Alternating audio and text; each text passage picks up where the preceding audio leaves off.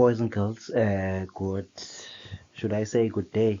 Yes, good day, it's enough. Bafethu, let me welcome you to, should I say, online class in life sciences.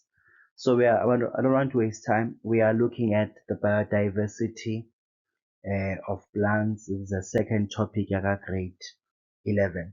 So remember, gamma elithi bio means life, and the term diverse or diversity means different or variety. So now we are going to look at different species of plants and how ama-plants change over time nanokuthi-ke ahluke kanjani ama-plants.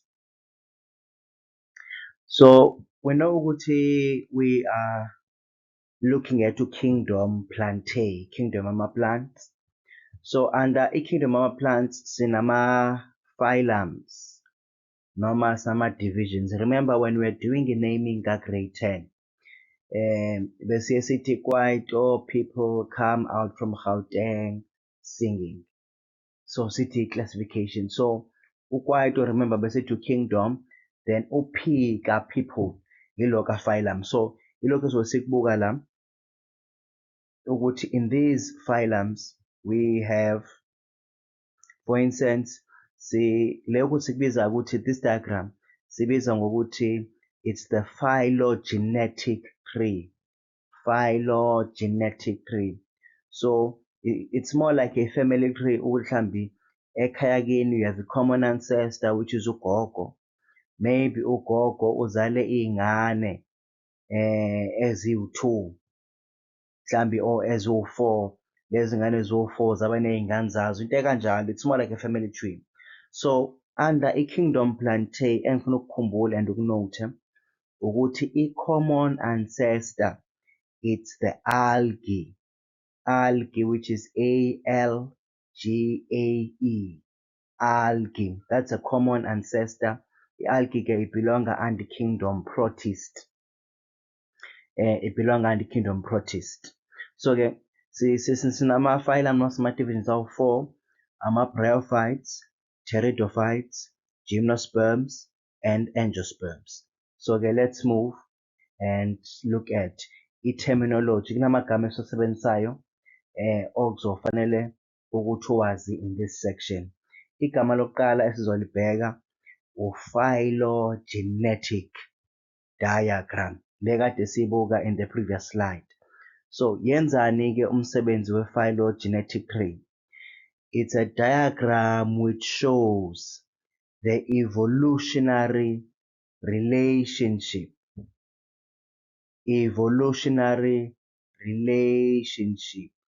between organisms. So if you look at that diagram, iyakhombisa ukuthi how did ama-plants change from a common ancestor kwaba khona ama-bryophytes nawo ashintsha azoba yini. So i-diagram kahle kahle showing i-evolutionary relationship between ama-organisms ukuthi how are they related, afana kanjani, ahlobene kanjani into ezikanjani. So the second term, ngicela ke lokhu silalele nje impela, gametophyte. Leli gama lika gametes. Leli gama la gametes, if you are writing down notes, you can pause the video there.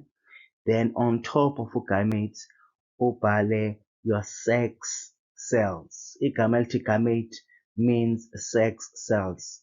Masithi sex cells, it's SEXCELLS, sex cells.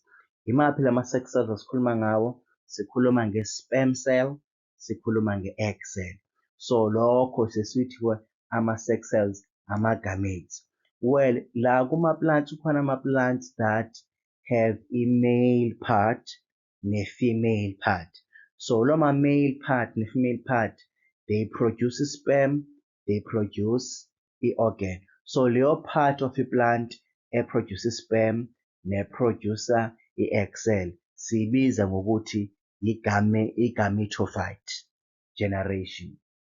Igama lesibili elesithathu elibalulekile usporophyte.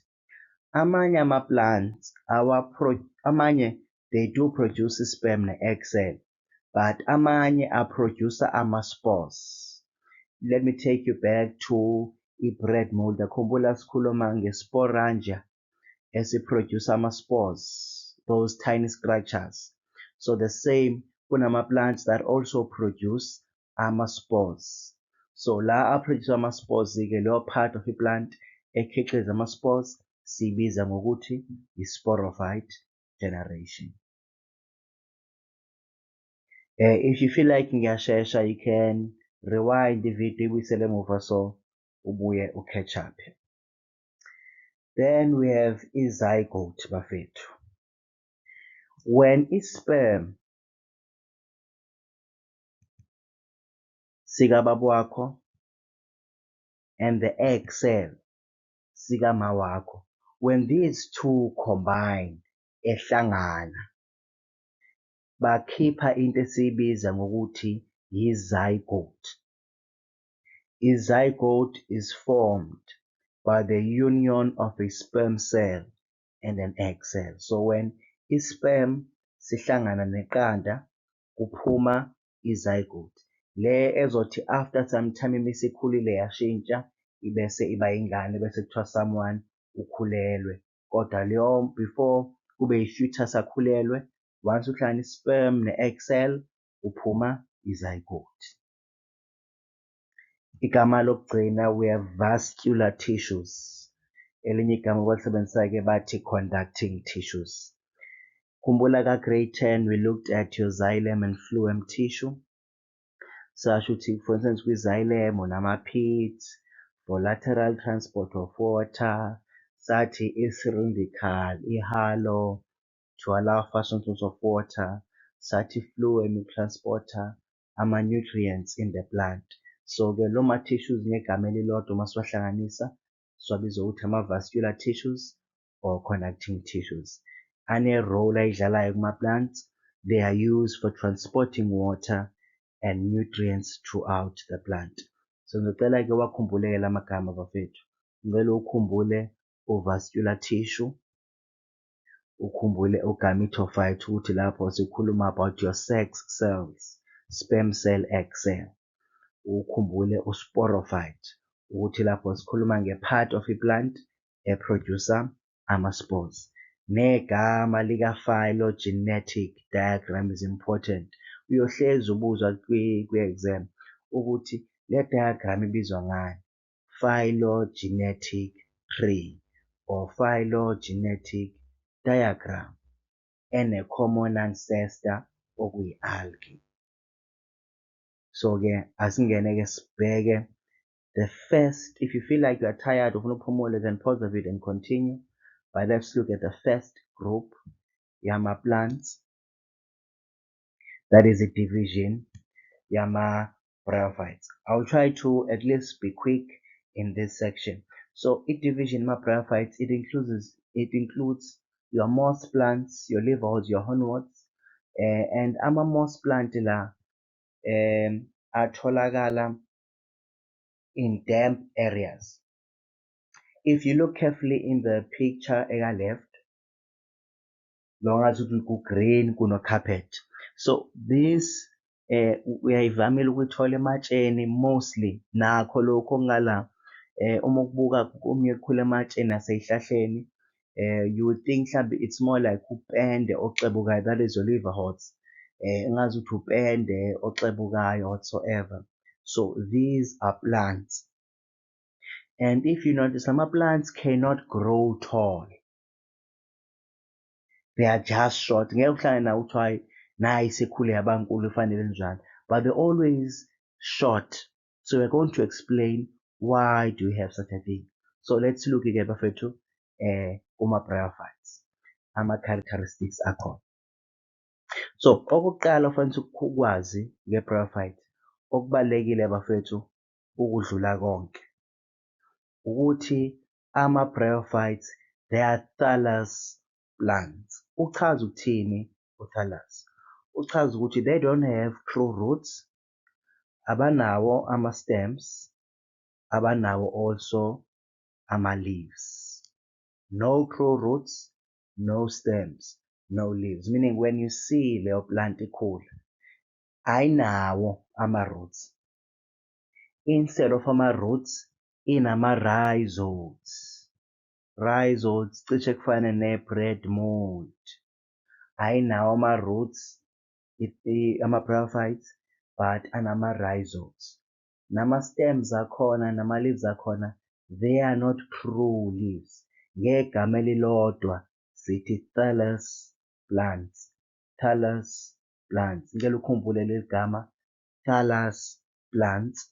No true roots, no stems, no leaves. Second characteristics. No vascular tissues. I-moss plant kade uyibona uyosithe lezi mhlambe zikhula ematsheni because iy'mpande normally ama-plants amaningi azisebenzisa ukuthi abambelele emhlabathini and absorb ama-nutrients from the soil. But these ones akhula mostly ematsheni. There are no nutrients adinga ukuthi a-absorb-we from the rocks and stuff. So ingangithi-ke there are no vascular tissues. So ayikho i-xylem, ayikho i-phloem. So yikho lokho okwenza ukuthi lama-plants angakwazi ukukhula to be very tall. Ngoba uma ekhula to be very tall, ayikho i-transport system ezosusa amanzi from the roots iwasa to the stem phezulu njengey'hlahla namanye ama-plants. So i-limitation le eyenziwa ukungabi nama-vascular tissues ukuthi ngokwe-height ama-plants awakwazi ukukhula, they are limited because they don't have vascular tissues. 2, awanawo ama-seeds. Akufani nesihlahla se-aphula, isihlahla se-orange and so on. They do not have ama-seeds. But instead of ama-seeds, they reproduce asexually, produce ama-spores. So remember, spore asidingi ukuthi remember i-asexual reproduction ayidingi ukuthi ube no-partner as in kube ne-male ne-female. Uwedwa nje uma uproduce ama-spores iyakwazi ukureproduce. Sithi leyo reproduction-ke i-asexual. Asexual. I-sexual reproduction ila udinga khona i-male ne-female. So-ke ama-bryophytes akwenza kokubili, aya-reproduce asexual, release ama-spores. Ithi mibe implanted emhlabathini bese kukhula enye i-plant. Also sexual kanjani na? So ayasiproducer i-sperm. Okubaluleke ukudlula konke ukuthi ukwazi ukuthi so ayasiproducer i-sperm cell. But lesi sperm cell kufanele siswime from the male organ siyofika in the female organ la okuneqanda khona. So i-sperm must swim from the male to the female. But ukuze siswime, remember if you are going to swim, ubhukuda ini? Ubhukuda emanzini. So this means sexual reproduction depends on water. Ngicela ukukhumbule lokho. Sexual reproduction idinga amanzi. Why sidinga amanzi? So that the sperm can swim from the male organ to the female organ. Asikwazi sperm umane sidize, but it must go through a film of water. Nakho kunye, the gametophyte generation is the dominant generation. Ngicela ukuyichaza-ke le. Uma sithi i-gametophyte generation is the dominant, uma sibuka isize ye-plant yakho, I'm going to show you i-image ye-bryophyte ukuthi le part ene-male ne-sex organ yiyo enkulu kwi-plant yakho, but le part enama-spores iyona encane. Ingakho sithi-ke i-gametophyte i-dominant, meaning eyona ebusayo noma eyona enkulu. We use that term ka-dominant. It's dominant than i-sporophyte generation. So futhi kulama groups afethu awu-4 ama-plants, ama-bryophytes kuphela that have a gametophyte generation dominant. La amanye awu-3 alandelayo, they have i-sporophyte generation dominant. Ngicela ukukhumbule lokho. Bryophytes are thallus, no true roots, no stems. They reproduce asexually and sexually.